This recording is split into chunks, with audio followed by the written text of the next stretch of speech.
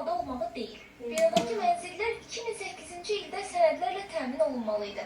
Belə bir vədlə binadakı evlər nisbətən ucuz qiymətə sakinlərə satılıb. Amma bugünə kimi sakinlərə verilən heç bir vəd yerinə yetirilməyib. Ev aldığımız müqavilədə hamısı şəffaf şəkildə yazılıbdır.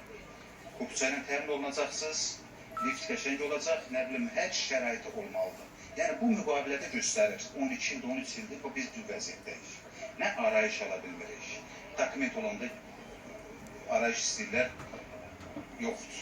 Meşəqə arayış istəyirlər, yoxdur. Məktəbə qəbul yoxdur. Havadayıq. Mən özüm Yasamal rayona propiskayam, Xətayda yaşayıram. Niyə? Səbəb nədir?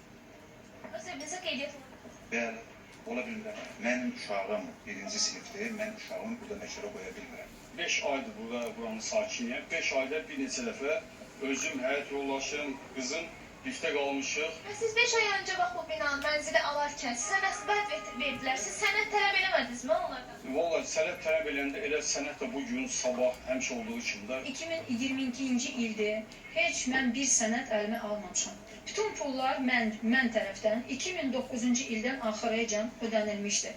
Mən maliyyə arayışı ala bilmirəm. Mən kupçu ala bilmirəm. Siz evi alarkən sizə hər hansı bir ödənişlər təqdim olunmuşdur? Yəni çeklər belə deyim təqdim olunmuşdur. Hamımızda bizə çeklər var, müqavilələr var. Binadakı vəziyyətlə bağlı sözü gedən MTK-nın rəhbərliyi ilə əlaqə saxladıq. MTK rəhbəri Venera Rüstəmova yaranan problemlərə görə sakinləri ittiham elədi.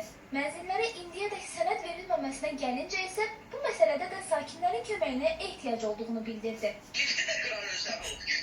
Sərnişin liftindən, nə bilim, yük daşıyıblar, neyiblər. Orada sadəcə birinci lift nəsə olmuşdu. Biraz aşağı çürütmüşdü.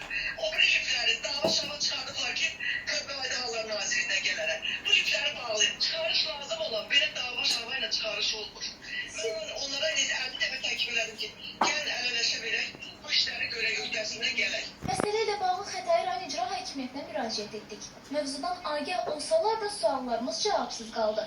Fövqəladə Hallar Nazirliyindən isə məsələnin diqqətli olduğunu bildirdilər və bu məsələ ilə bağlı araşdırma aparacaqlarını diqqətə çatdırdılar. Ümid edirik 240 ailənin 14 ildə həll olunmayan problemləri tezliklə öz həllini tapacaq. Məsələni diqqətdə saxlayacağıq.